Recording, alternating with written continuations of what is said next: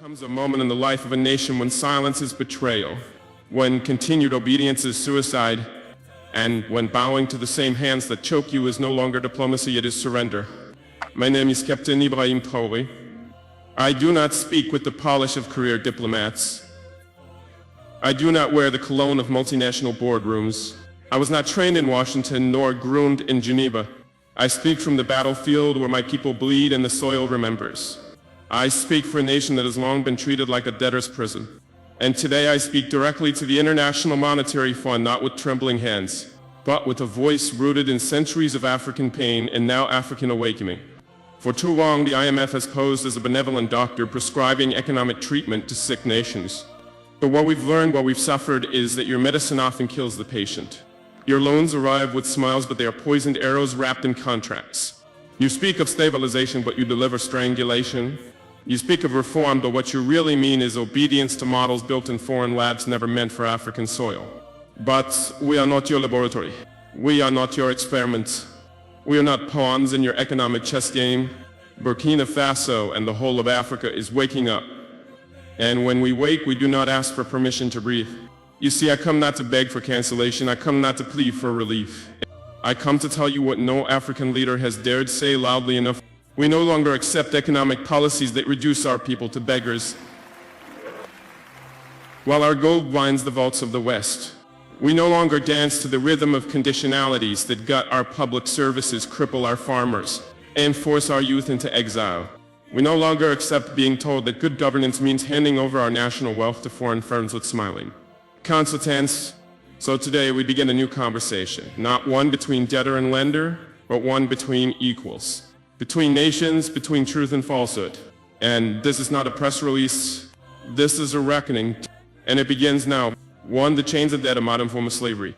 Let us speak plainly without euphemism, without the polite lies of diplomacy.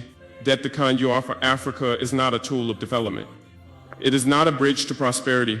It is a shekel. It is modern slavery, dressed in suits and spreadsheets. You call it structural adjustment. We call it structural punishment.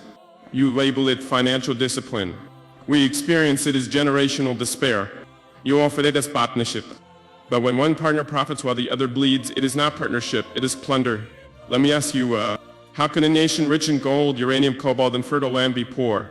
How can a continent that fuels the industries of the world not afford to feed its own children? We are told it is mismanagement, corruption, incompetence. Yes, Africa has its wounds.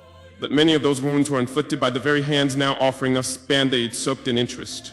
Let me tell you what this debt looks like in real life, not on your PowerPoint slides, but on our streets. It looks like children studying by candlelight, because the national power grid was privatized and sold to foreign investors who charge prices our people cannot pay. It looks like hospitals with broken beds, no antibiotics, and mothers dying in childbirth because your conditions demanded we slash public spending to qualify for your help.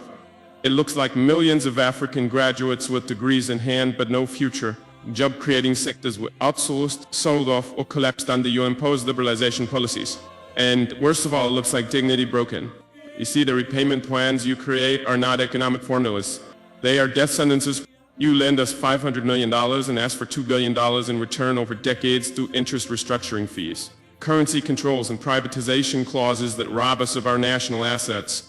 Tell me, what is the moral justification?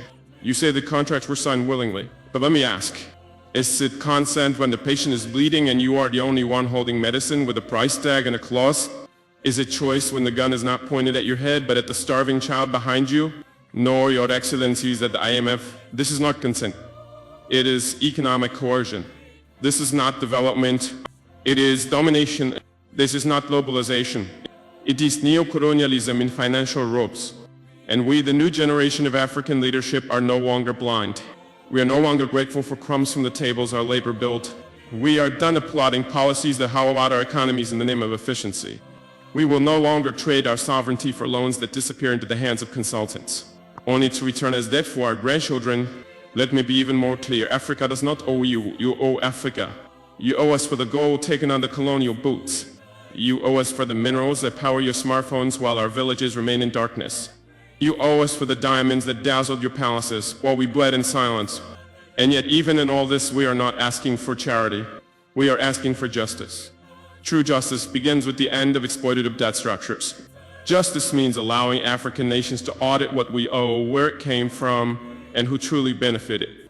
Justice means allowing us the dignity to chart our own financial futures, not as clients but as equals. And if this message feels uncomfortable, then good, because it is time the comfortable were confronted. To the puppet strings, how the IMF undermines African sovereignty. To speak of sovereignty in Africa today is to speak of a dream deferred, a continent of flags and anthems. Yes, but true freedom that still hangs in question. They say we are independent, but independence without autonomy is illusion. And few institutions have done more to blur that line between self-rule and subjugation than the International Monetary Fund. You do not govern us, yet you draft our budgets. You do not vote in our elections, yet your approval determines whether our economies collapse or breathe. You claim neutrality, yet the ink of your influence runs deep in the laws we pass, the leaders we appoint, in the limits of our own ambition. This is not financial aid. This is political engineering. You arrive with briefcases and blueprints, not bombs, but the damage is often the same. Behind your technical language lies a silent weapon: conditionality. It begins politely: cut subsidies, liberalize your markets, devalue your currency. They say just recommendations, but what are recommendations when starvation is the price of refusal? Lovely viewers, welcome to IMF TV. My name is Richard Che. I hope you are fine. Okay, we are talking about how African leaders has to be united by this an influential leader, Burkina Faso President Ibrahim Traore. There is a video on social media, especially on our handles, that we have to share it to you for you people to comment on it, on how statements he has been making all these days.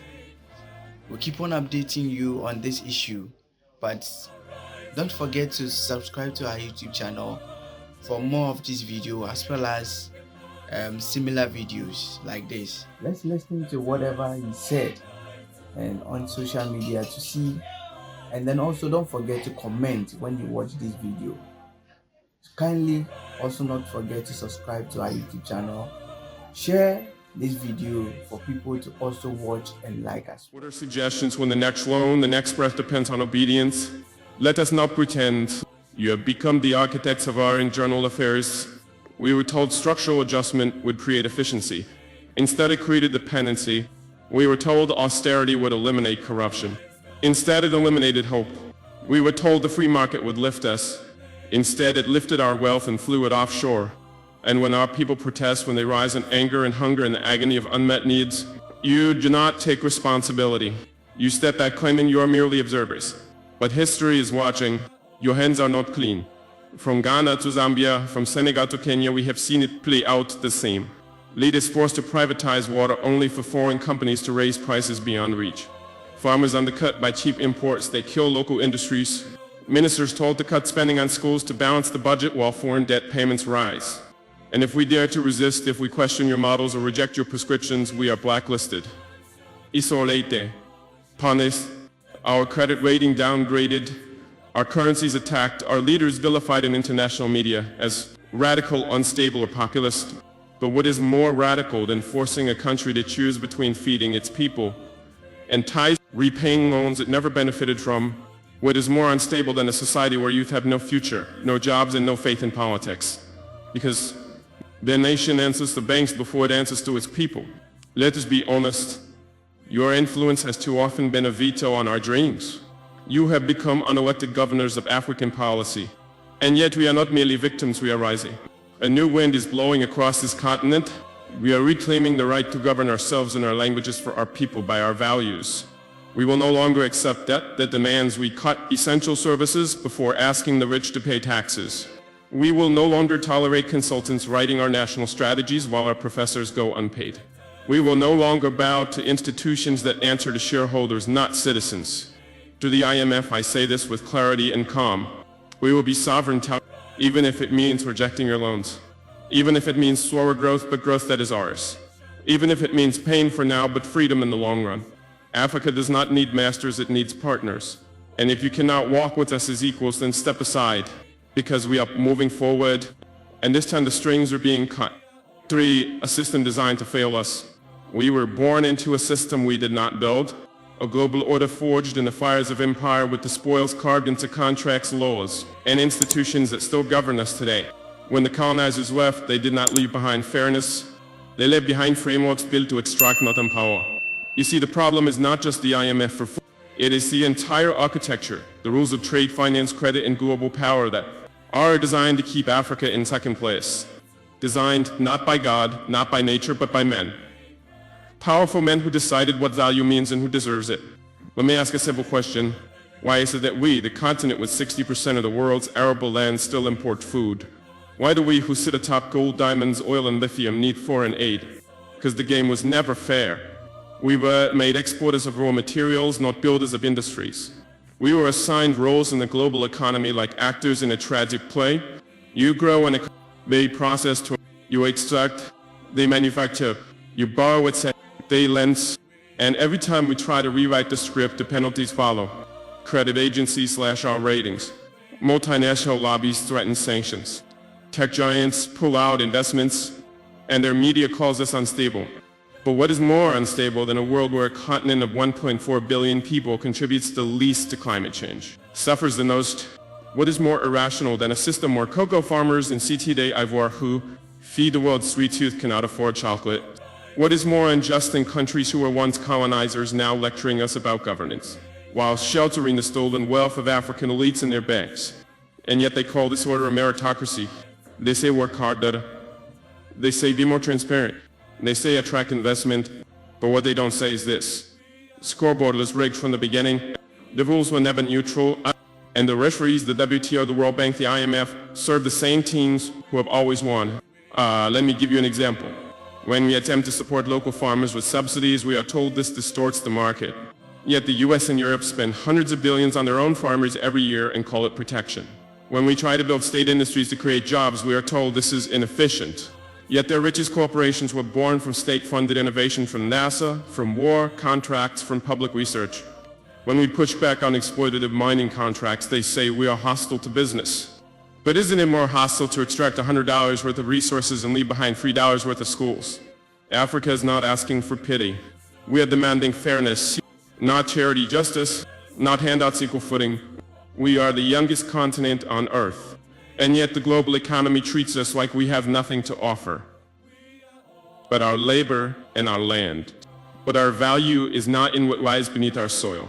It is in our people, our culture. Welcome back.